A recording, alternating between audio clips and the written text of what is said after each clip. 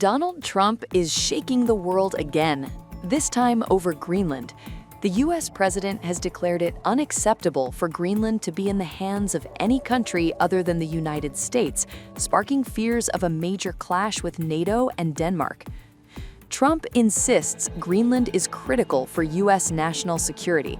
He says controlling the Arctic island would make NATO far more formidable and effective, and is vital for a proposed missile defense system he calls the Golden Dome. And he's warning, if we don't do it the easy way, we're going to do it the hard way.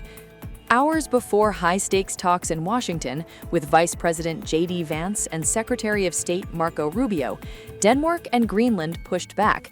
Both have made it clear Greenland is not for sale, and U.S. pressure is completely unacceptable.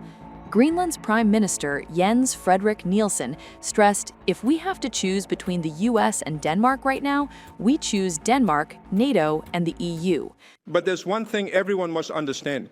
Greenland will not be owned by the United States of America. Greenland does not wish to be governed by the United States. Greenland does not want to be a part of the United States. We select the Greenland we know today, and which is a part of the Kingdom of Denmark. If this matter concerns security in the Arctic, then we are driven by an absolutely unwavering resolve from the Kingdom of Denmark to do everything we possibly can to ensure our security policy. We have demonstrated over many years that we can do this as allies. We are also prepared to invest in the necessary capabilities. I think our internal relations in this community we have are something we continuously discuss and always have, but the time right now is for us to stand together. Greenland is a part of the Kingdom of Denmark and is completely united in its efforts to protect the fundamental principles that are present in the world. European leaders have also stepped in, backing Denmark's sovereignty.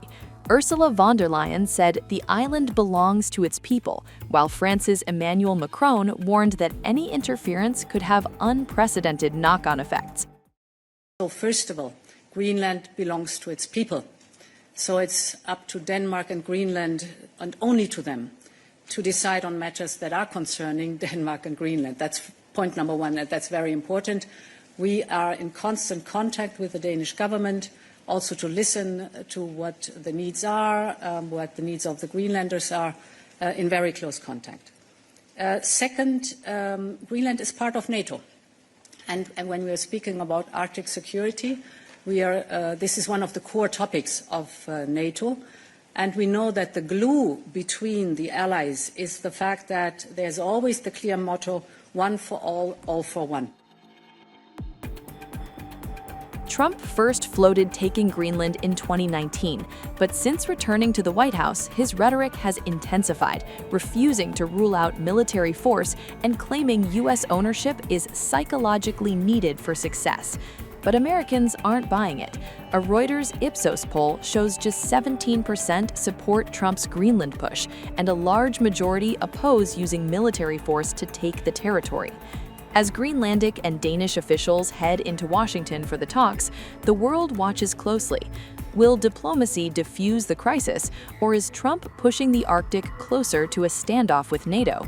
One thing is clear, in this high-stakes game, every word, every move could tip the balance. Subscribe to One India and never miss an update. Download the One India app now.